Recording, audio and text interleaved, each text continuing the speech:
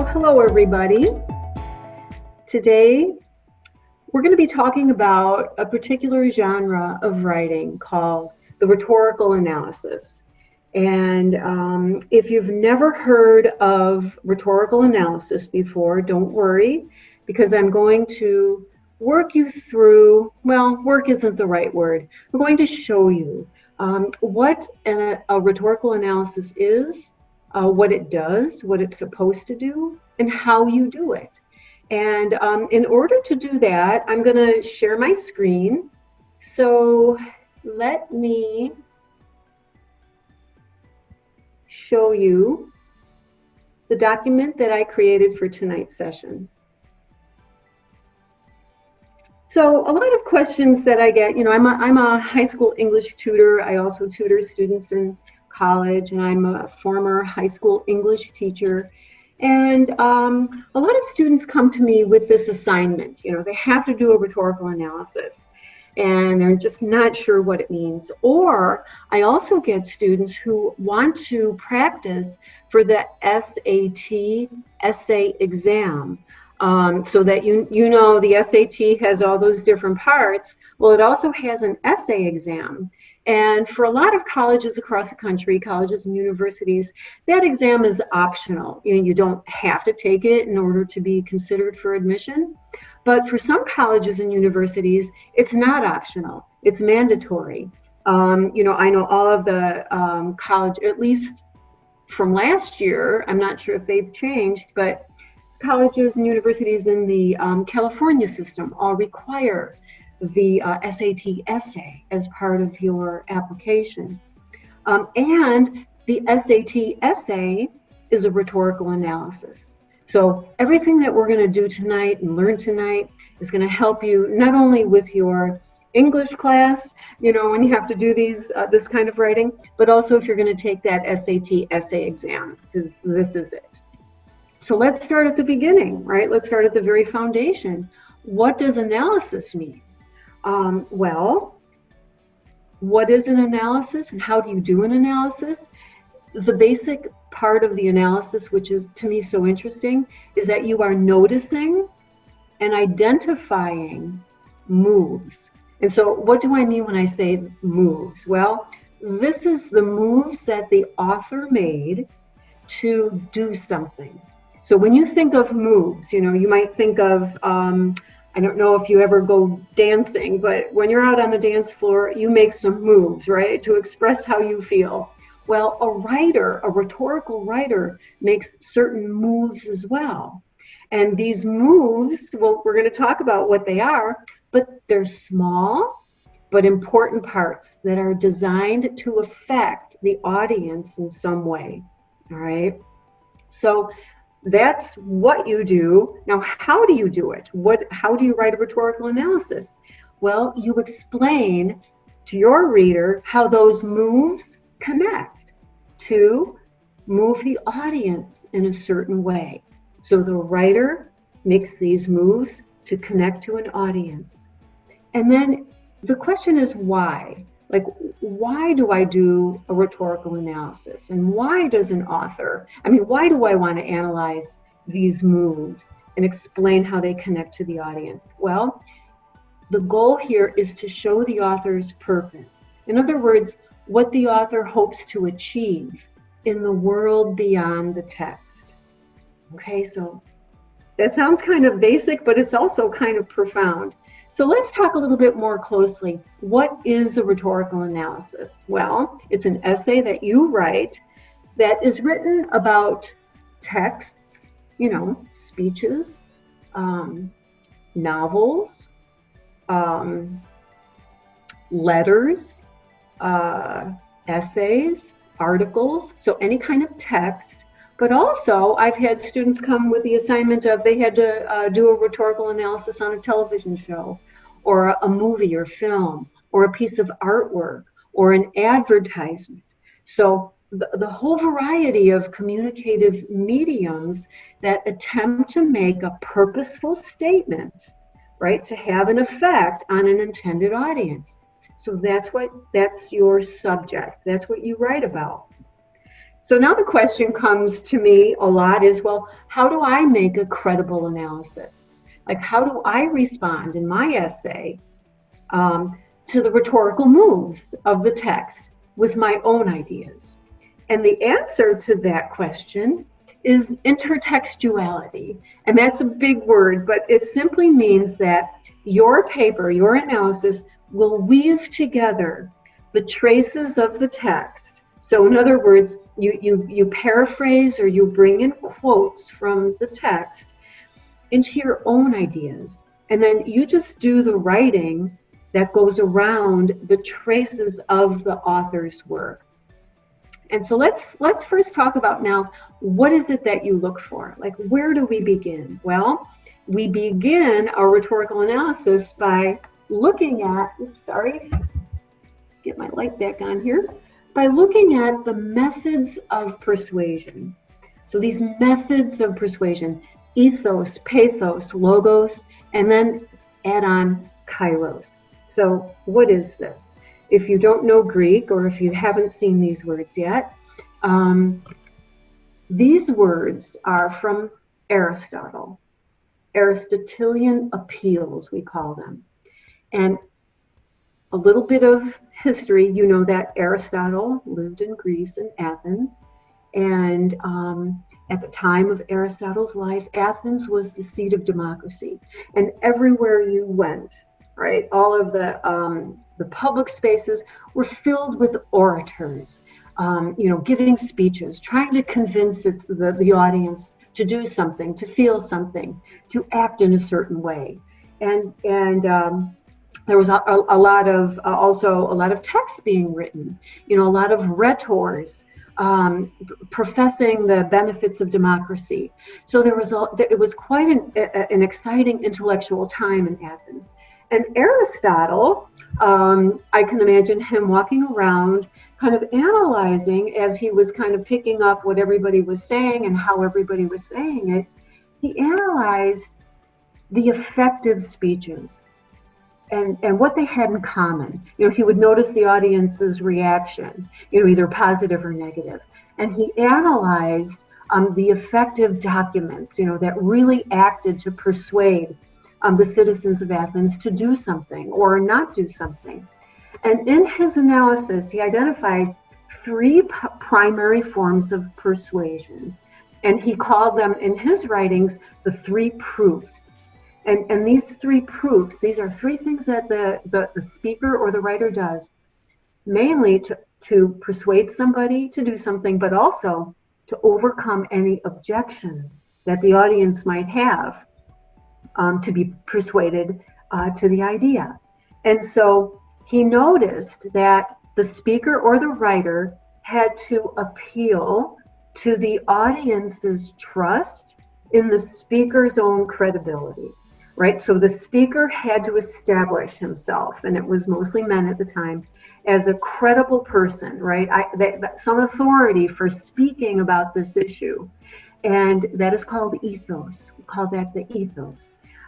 Another thing that he noticed that a good orator did, who really grabbed the audience and whipped them up into a passionate frenzy if that was the desire, needed to appeal to the audience's emotions, right? He had to make them feel something, whether it was, a call to duty or fear, so whatever the emotion that would work to persuade the audience to do something or think something, they would use it. They would kind of work in the rhetoric to appeal to some kind of emotion. And that's called pathos or pathos. But too much emotion can turn people off, right? You start to feel manipulated if the speech or the writing just kind of is emotional and very heightened language and hyperbole. And that can just really shut you down as far as, the speaker's credibility and whether or not you should believe. So another thing that the third persuasive method was that the speaker needs to also appeal to the audience's sense of logic. All right, so we need some evidence, and that's called logos. So another appeal that is not a part of the, top three, but was also very much involved with an effective speech or document, is when the author uses a current situation, like references a current situation that's going on at the moment, right? So it kind of heightens the urgency of whatever it is they're persuading the audience to do or think. And this is called kairos. So what do we do? Well, when you're looking at the passage or the thing that you are doing a rhetorical analysis on, you take a look at, let's talk first about the ethos. You take a look at any kind of elements within the text that are added to establish the author's credibility or the qualifications to make a particular argument through the claims like, I have some special knowledge about this topic, or I have relevant experience in this topic. And so ethos is an emphasis on, it kind of sounds like ethical or like moral character and stature of the author, because if I were telling you, the best way to cure a disease is to do this, well, I have no authority or credibility to tell you that. So I cannot establish my ethos to make a persuasive argument about something that I have no credibility in. All right, so that's what you look for. You look for the author's credibility, any little mention of what they do or why they should be considered an authority on this subject. So I have some examples here, like a sentence might begin, now, since I am a preacher by calling, I suppose it's not surprising that I have 7 major reasons for bringing the Vietnam War into the field of my moral vision. Of course, Martin Luther King. And you can see it in a sentence like this. As an avid whale watcher, I see firsthand on a daily basis just how important our local ecosystems are to the survival of marine life. Okay, so it's not just anybody with this opinion. It's someone who kind of is devoted to whale watching. Okay, so looking for ethos in a piece, it answers the reader's question, why should I believe you? All right, so let's take a look at pathos. Now these elements that are kind of attached to pathos, they're intended to, like I said, evoke an emotional response. And it could be anything, fear, anger, motivation, nostalgia. And so the author makes certain moves to tap into these emotions to kind of soften the reader's objections, to their position. So the emotions that the author feels, for their position can transfer over to the audience, which then convinces them to agree with the author's position. So pathos is a very effective appeal. And so, some examples of pathos that you might run across is like, how can we trust him to uphold our interests in Congress? He was born into a wealthy family and never had to work for a living. He doesn't understand what it's like to be poor in this country. Okay, so this is not talking about the reasons why this person shouldn't run for Congress.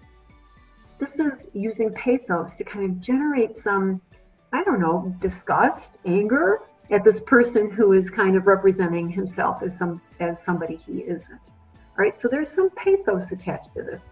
And even this, look at this one. Speeding cars in our area are a huge danger to our children, our pets, and our community in general. That's why I'm proposing we install 10 speed bumps on 5 of our major streets.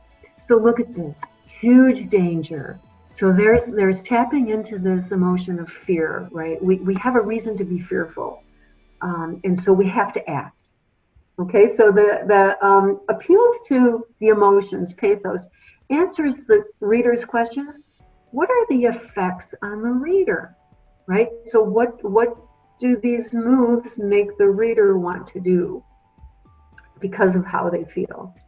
All right, let's look at logos. So these are the elements that a writer would add to speak directly to the audience's sense of reason or logic. So logos comes from logic. And so logos is the use of giving the audience these logical reasons to believe that the argument makes logical sense. And the best kind of evidence that helps the reader kind of make logical sense on their end is evidence, right? Like data, statistics, referencing a higher authority. So, if I wanted to talk to you about a cure for a disease, and I don't have any credibility to do that, I might quote the CDC, and give some statistics. So if I don't have the authority, at least I can give some evidence. And so that will appeal to the reader's sense of logic. There's a logical reason here for this. So some examples of logos here. The right to free speech is not only included in the First Amendment, but it's a basic right. Those protesters should be allowed to rally on the courthouse steps. So you see, here's the argument, right? And here's the evidence, appealing to the reader or the listener's, sense of logic, making a logical connection here. Here's another one. We all need water to survive, right? In light of the recent drought, local governments should be taking clear action to reduce water waste. So here's the argument, right? And here, the first part is the logos, right? The rational reason. So the logos in essays answers the reader's objections. Show me the fact. Right? I'm going to believe you, but show me the facts first. And then, of course, kairos. Now, these are the elements that are added to add a little urgency. They tap into the timing or the backdrop that the author might mention. Now, not every passage, kind of taps into that. And we use the word zeitgeist. So the zeitgeist is like what everybody's talking about at this time in the country, like in this particular moment of time. So the author makes use, if he or she wants to, of the zeitgeist to capture in words what will be immediately recognizable. So the reader will recognize right away, the urgency of something, and that helps to convince a particular audience. So Martin Luther King was brilliant in using kairos, kind of capturing the moment. So he captured the zeitgeist by using perfect moments for his messages to reach the largest audience. So for example, the I Have a Dream speech, right? He presented that during the centennial celebration of the Emancipation Proclamation, right? At a time of day when TV could carry the speech live. And it was after a march that drew 250,000 people to the Capitol. So, talk about capturing the moment to give a speech. And then also, he wrote this letter from Birmingham jail. And he wrote that letter after he was arrested and during his jail sentence, which kind of captures that moment. And going from Martin Luther King down to maybe a park ranger can use the recent reductions in federal aid to the national park system to kind of defend and argue for the U.S. national parks. So use the cut to argue for we need help.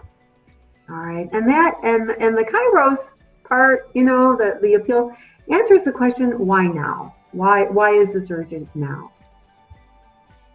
All right, so let's talk about how we go about this. So the question is, how can you quickly determine the appeals the writer is using and explain how they function in the text? All right, so that's what we're going to do. Let's get started. It's easy. It's as easy as 1, 2, 3. Okay, so number one, you have to do 4 things. You have to complete 4 pre-writing steps to find a working thesis. So just like any other genre of writing, well, not every genre, most genres of academic writing, you have to write a thesis. right? The thesis is the thing that is going to give your essay its focus and give your reader the idea and the subject that your essay is going to talk about. So how do we create a thesis for a rhetorical analysis? Well, the first thing you do is you deconstruct the prompt, right? So whatever prompt you get from your teacher for this rhetorical analysis, you do the same thing. You deconstruct it, you pull it apart so you know exactly what is it asking you to do. And so the prompt that I have here is the general prompt from the SAT essay exam. Okay, so every SAT, every practice SAT exam will have an essay prompt. And so this is what the prompt looks like for that. It says, as you read the passage, and they provide the passage, consider how the author uses evidence, such as facts or examples, to support claims, reasoning to develop ideas and connect claims and evidence, stylistic or persuasive elements, such as word choice or appeals to emotion, to add power to the ideas expressed. Then, so you've got to notice that, all right, that's part one. Part two, write an essay in which you explain how the author builds an argument to persuade the audience that about the author's claim.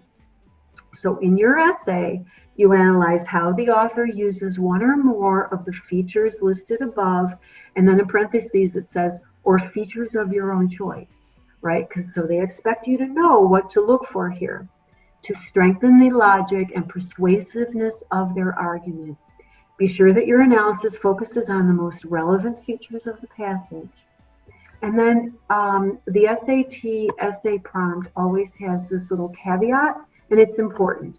So they say, your essay should not explain whether you agree with the author's claims, but rather explains how the author builds an argument to persuade an audience. All right, so don't make the mistake of saying you agree or disagree.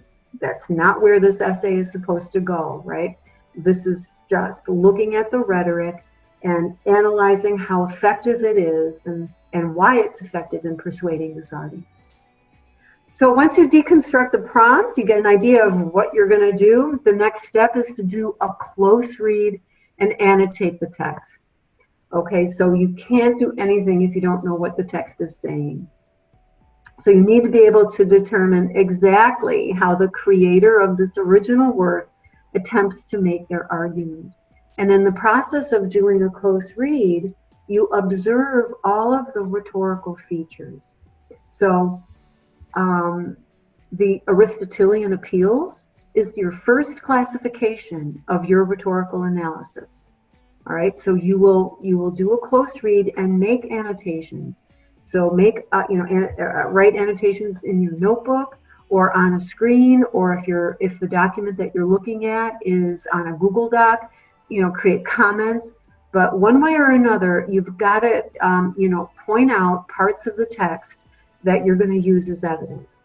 So you have to look for ethos, right? Ethos relies on the writer's credibility and character to garner approval. So how do you look for ethos? Well, you annotate any references to the writer's character or qualifications. Like, for example, if the article is about, improving familial relations, well, you might notice that the author calls herself a family therapist with 20 years of practice. All right. May not be in everything that you analyze, but if it's there, notice it and annotate it. Then look for logos, right? Remember, this relies on reason to make an argument. So you annotate any place where the writer supports the argument with evidence, data, and undeniable facts. Okay, so you would circle that if it's in a book. You would underline it, highlight it if it's on a web page, and you notice. Okay, he's used the use of logos here, the use of facts, and then of course pathos. this is the empathy. So, how the emotions, how do they raise some emotion up going here? And so you read and annotate the parts that elicit anything, like from sympathy or anger to the desire for love. So the emotions run all, the gamut. Like, for example, if an article about violent crime provides personal human details about the victims of violent crime, right? The writer there is most likely kind of tapping into your emotion, right? Your sadness about the situation. So that's what you would annotate, and you would, label it pathos. And then kairos. So, this relies on the specific time. And so you annotate any reference as to why the writer is writing at the moment. And again, all of these aren't in every piece, but if they are, grab them, all right? That'll give you something to write about. So once you kind of go through your text, whatever it is, and you identify the Aristotelian appeals, then you go back and you start looking for the style details. And these are the moves that I mentioned before. So these style details are the second classification of your rhetorical analysis. And these style details include a wide variety of rhetorical elements. All right, you might have learned, you might have this vocabulary already at your disposal. If you've been doing like literary analysis, or if you ever had to analyze a poem, you kind of know that you have to look for certain things. So you would look for things like imagery and tone and syntax and diction, and then you would annotate those. So you would annotate, I have a little list here, like analogies and figurative language, like metaphors and similes that demonstrate an idea through comparison. Annotate the sentence structures, like repetition of a certain point or idea that makes the point seem more memorable. See, these are the moves the writer is making intentionally to elicit some kind of effect in the reader. Annotate any imagery that you see that might affect the reader's emotions, like referencing a starving child in a third world country can be a powerful way to evoke compassion or anger. So, imagery is where where the writer gives specific visual details of something. Annotate any interesting diction that includes emotionally charged words or has like a rhyming word pattern that sort of establishes a theme. Take a look and annotate the author's tone that reveals the author's attitude.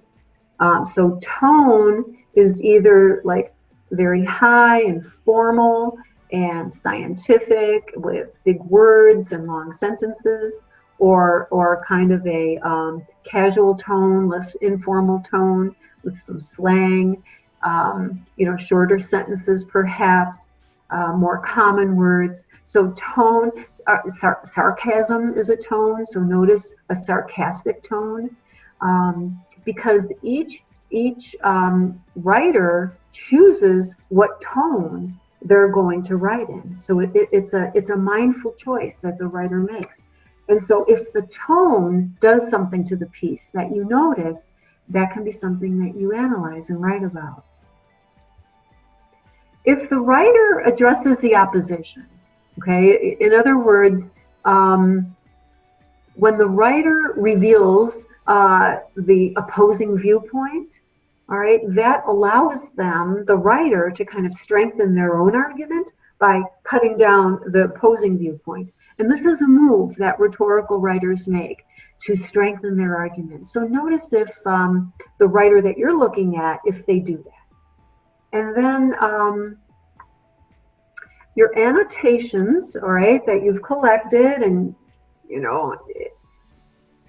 it'll be a lot if you do this very mindfully.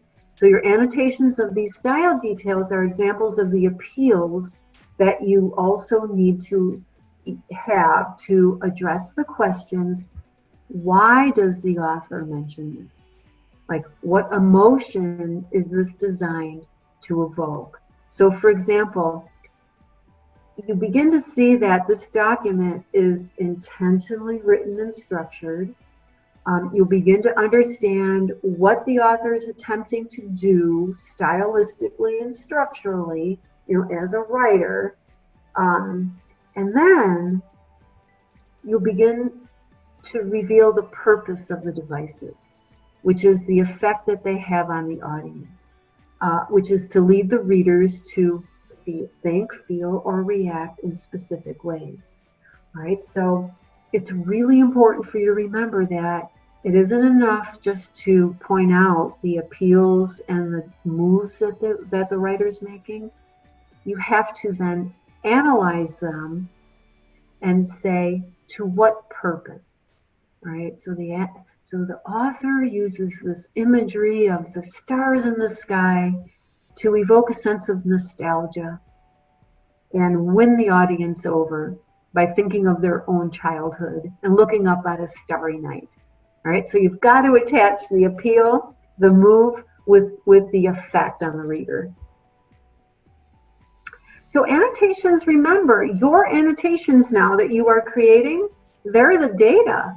So think carefully about your data. These are your observations and what these data add up to. Okay, and now you're going to kind of move into how we write this. Like, what do you do? Well, the next step, and this is pre-writing, right? So this is kind of gathering all these ideas. The next step is, after all your annotations and doing some thinking about this, is to write 6 sentences explaining the soapstone elements. And if you haven't heard of the soapstone elements, some teachers teach it this way, others don't. If you've never done a rhetorical analysis before, you have no idea what I'm talking about. But it's an acronym. Okay, so the soapstone is just a way for you to remember what you have to mention in your introduction. All right, so we're going to talk about the introduction, but this is pre-writing to get ready for the introduction. So the soapstone acronym, S is for speaker.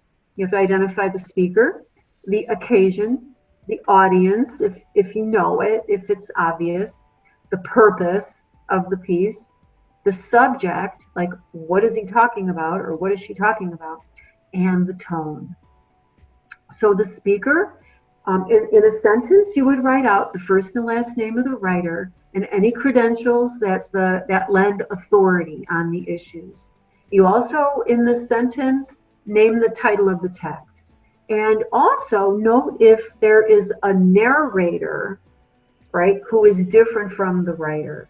So sometimes a writer will say something like express an idea or opinion, but through the voice and lens of a character. So you've got to note that it is the author's ideas, but this character is speaking. Then you write a sentence that refers to the occasion, right? The kairos, the context under which this text was written. If you don't know it, that's okay. You don't write the sentence. You don't make something up. But if there's obvious, like, is it using civil unrest to launch a movement? Is it a response about a son who's going off to war, right? So notice the zeitgeist, what's happening, and then write a sentence about it. The next one is audience. So audience suggests like who the text might have been written for. It can be related to the occasion, but if it's not clear, don't guess, because you can get yourself in trouble. One of my students thought that she had to write a sentence about audience. And so she said, the audience for this piece is probably old white men, which was a little bit too much of a generalization. So if it's not clear, don't attempt to guess. And then the purpose. So the purpose refers to the writer, what the writer wants to accomplish in the text. And it includes purposes like inciting action persuading an audience, forwarding a point of view. Okay, so you really need to nail what is the purpose, because that shows your reader that you did a close read of this text and you understand the point that the author is trying to make. All right, subject is simply the topic that the writer discusses in the text. So what's the deal? What is he or she trying to argue? And then tone, of course, refers to the attitude that's implied in the diction. Right, so once you've written your 6 soapstone sentences, your head is in a really good place here. You've integrated a lot and with the text, so you're really getting to know it. Then you move on to step 4, and that's where you start forming your analysis. All right, and to do this, to determine what these annotations you made suggest to you, you have to ask yourself, how do these rhetorical appeals and style details help the author achieve their purpose? And why the author may have chosen those particular rhetorical strategies. All right, so we begin to form the analysis, and we do that in a rough draft. Okay, so the rough draft of the introduction involves the soapstone sentences.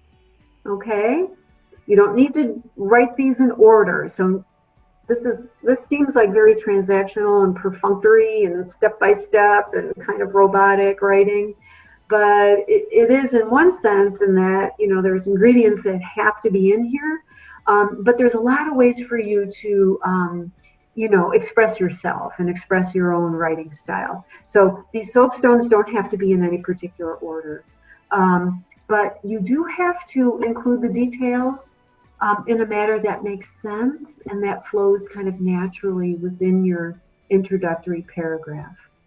And then you write your thesis statement. And this is the statement that explains, it says, you know, which rhetorical techniques, so it names them, like imagery, diction, and symbolism, right? It names the techniques that the writer uses in order to move the people or the audience or the readers toward his or her desired purposes.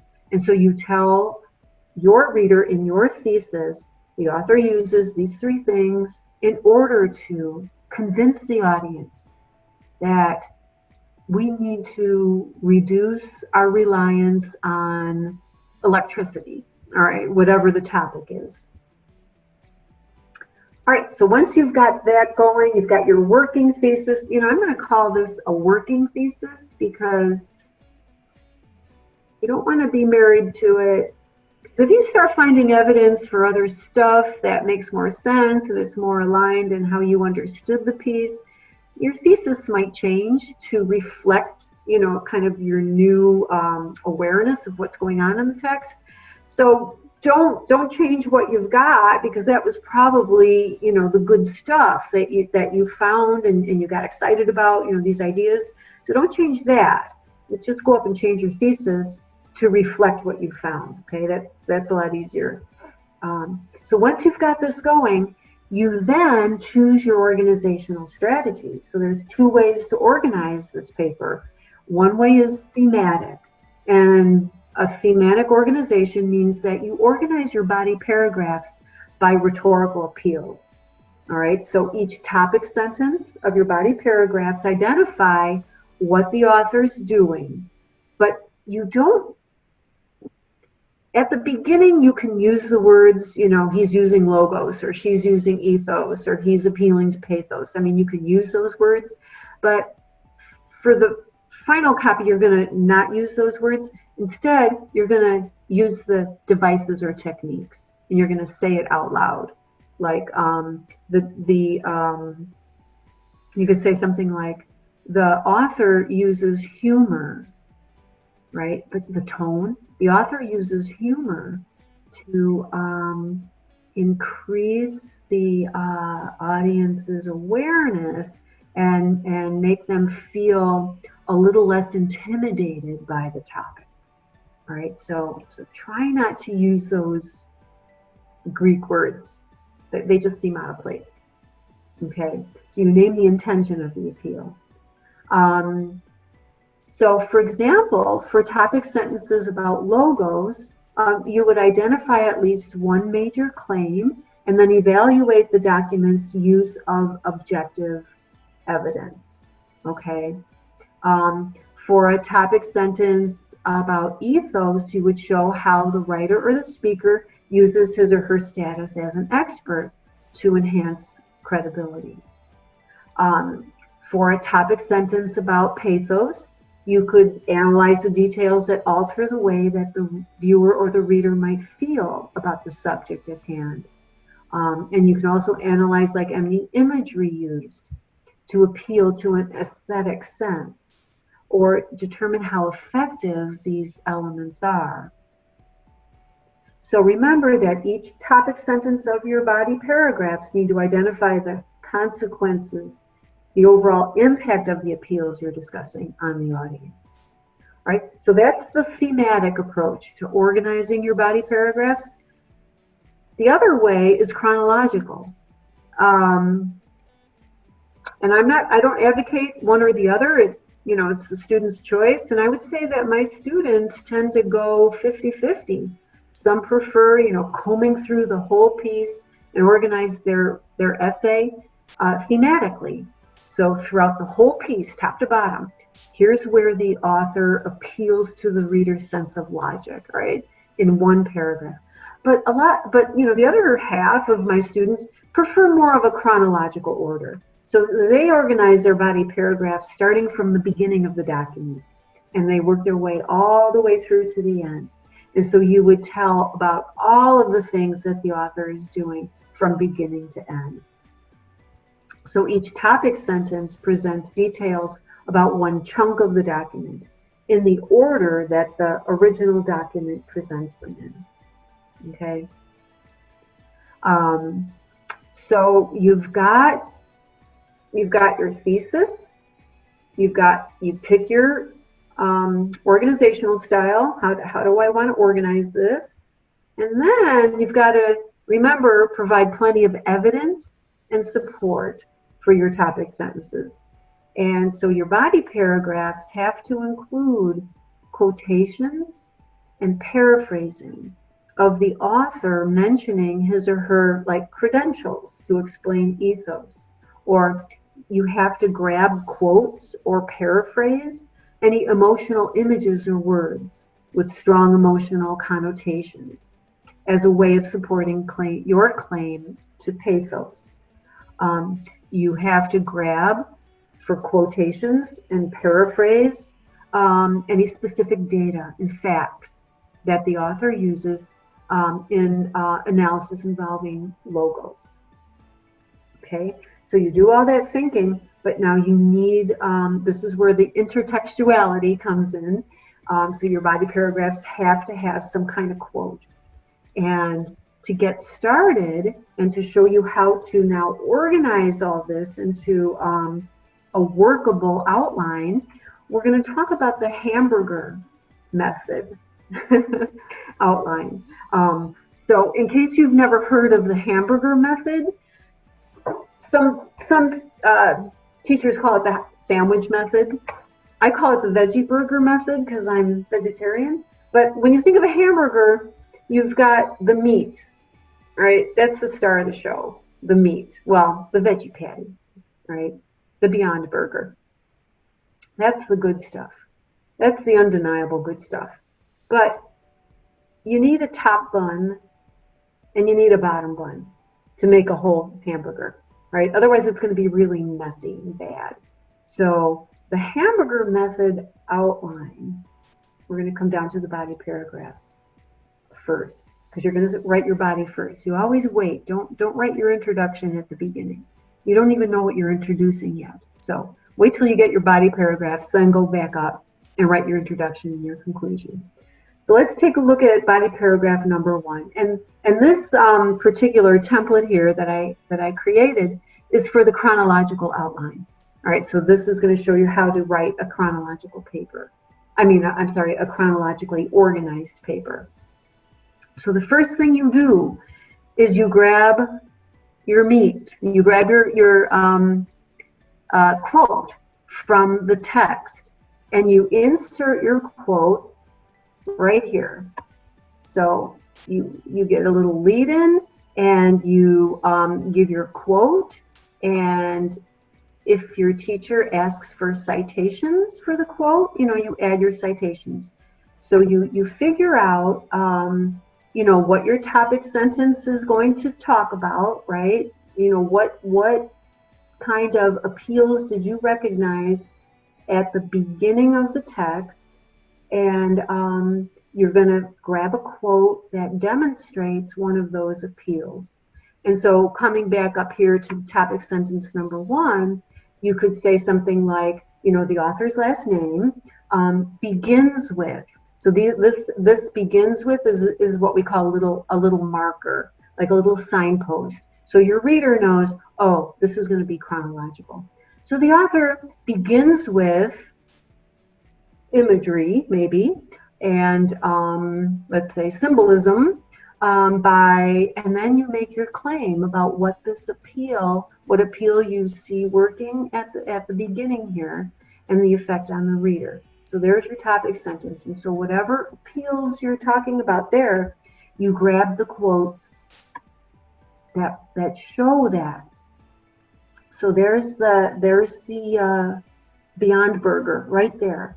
Here's the top bun. The top bun is writing the context for the quote.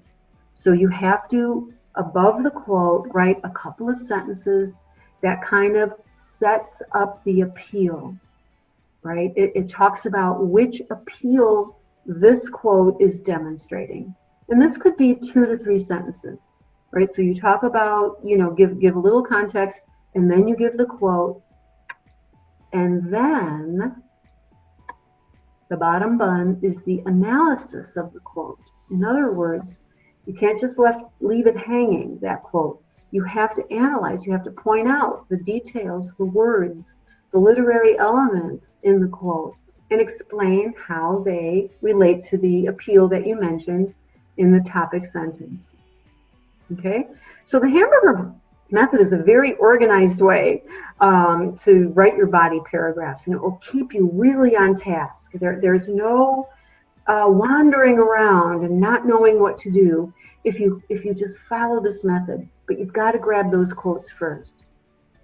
So you've got quote number 1, you've got it nicely situated, and now you transition. You write a little transition sentence or some kind of dependent clause or conjunctive adverb, right, to transition to quote number 2. So now you insert hamburger number 2, and you do the exact same thing.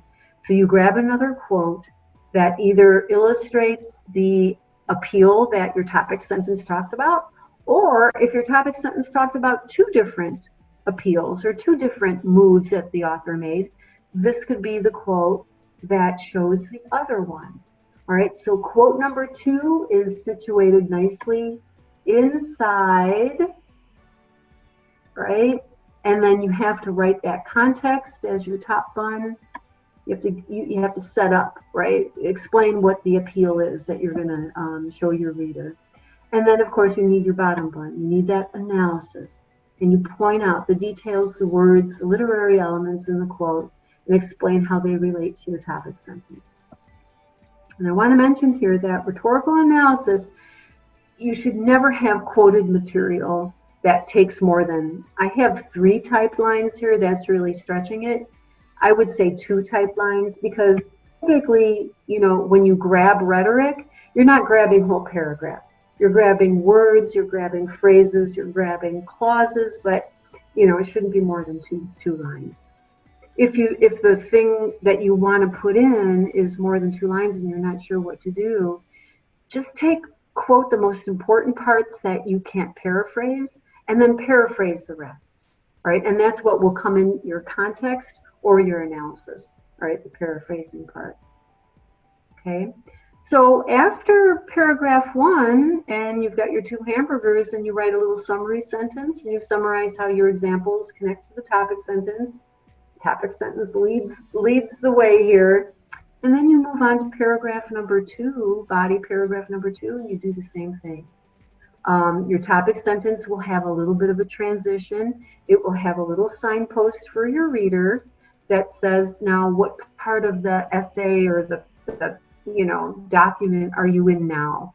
I mean, you could be as specific as saying, in the third paragraph, the author moves to, doing something else. Like building off the strategy he or she used to begin the piece, he now is doing this. And then you explain how these kind of strategies build on each other with your topic sentence. So you're introducing a whole new chunk of text. And you do the exact same thing. You find 2 quotes for two more hamburgers, hamburger 3 and 4, put them in, you write your top bun, all right? You set up that quote so that your reader knows what's the point of this quote as far as where does it come in the piece.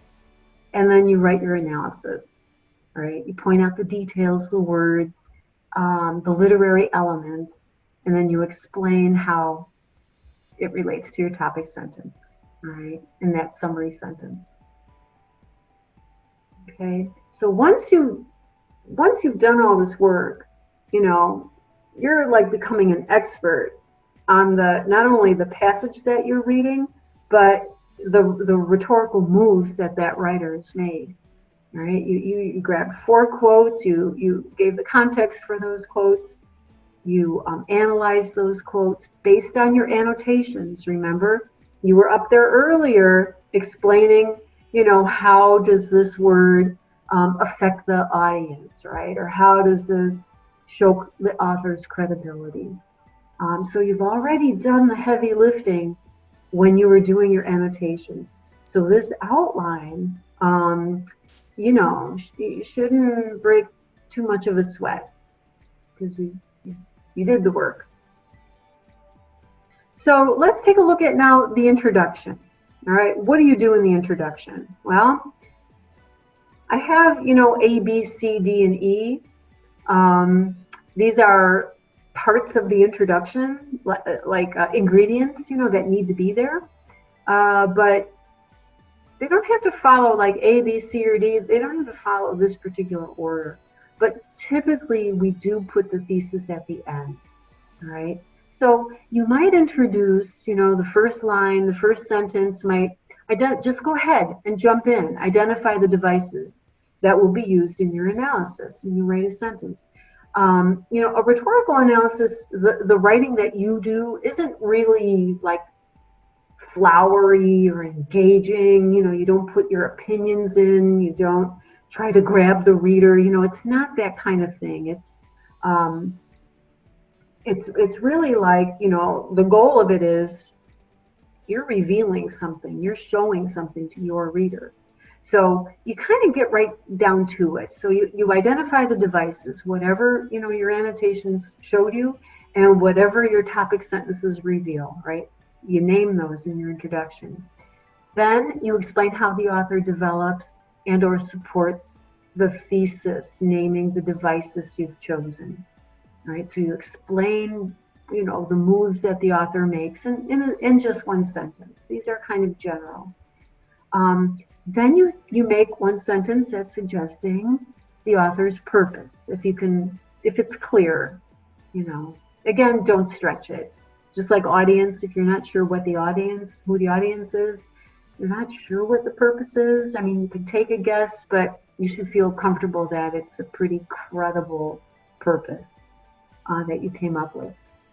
And then again, if you know the audience, if it's pretty clear, like the letter from the Birmingham jail that Martin Luther King wrote was directed to the ministers in the area. Okay, so his purpose was, or his audience was named. But anyway, if it's known and the relationship, then you write a sentence describing that. If you don't know it, don't write the sentence. And then you write your thesis. And the thesis, it's kind of a tightly constructed thesis, and it looks something like this. You name the author, first and last name. You write a positive phrase about the author to establish credibility and authority if you know it. All right. So, the author, family therapist for 20 years, comma, comma. And then you mention the genre. So what is it that you're looking at? What are you analyzing? Is it an essay? Is it a letter? Is it a commercial? A TV show? You name the genre, and then the title of the work. And then, so that's all the front part of the sentence. And then you say, you say something like this. Uses specific rhetorical moves, right? To do something. So I have here I'm going to put this in quotes, or parentheses, a rhetorically accurate verb. So the author, right, uses rhetorical moves to use a rhetorically accurate verb. In other words, get the right verb. What is this author doing? There's a difference between asserting, arguing, suggesting, claiming, persuading, right? So each of those verbs that I just mentioned have a different rhetorical meaning. So find the right verb. So the author does this to, let's say, persuade, and then you put in a that clause containing the major assertion. This is the subject. To persuade the audience that something needs to be done, right?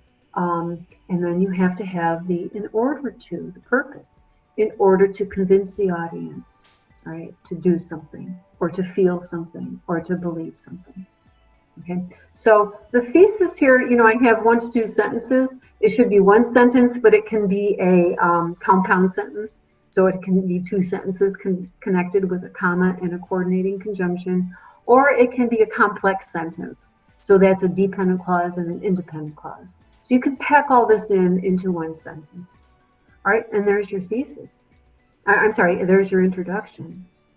And then the conclusion. Now, the conclusion is a little bit of a revised thesis.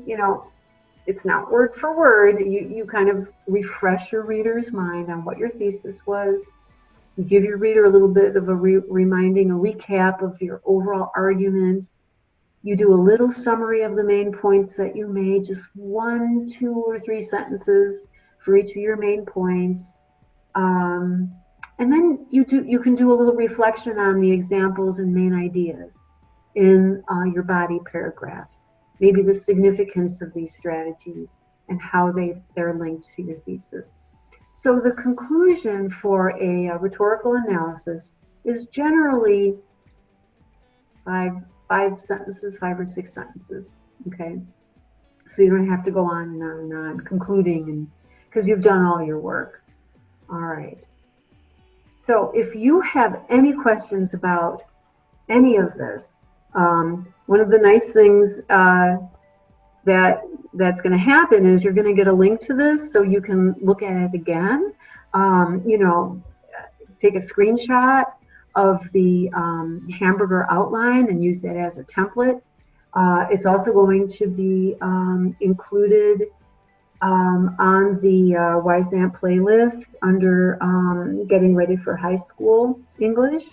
So you can, kind of check it out there and take a look at it again. All right.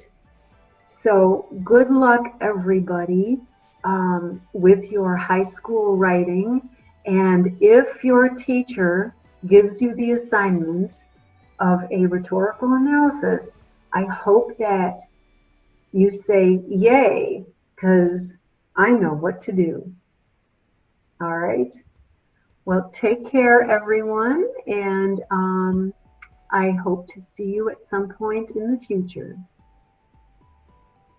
Bye-bye.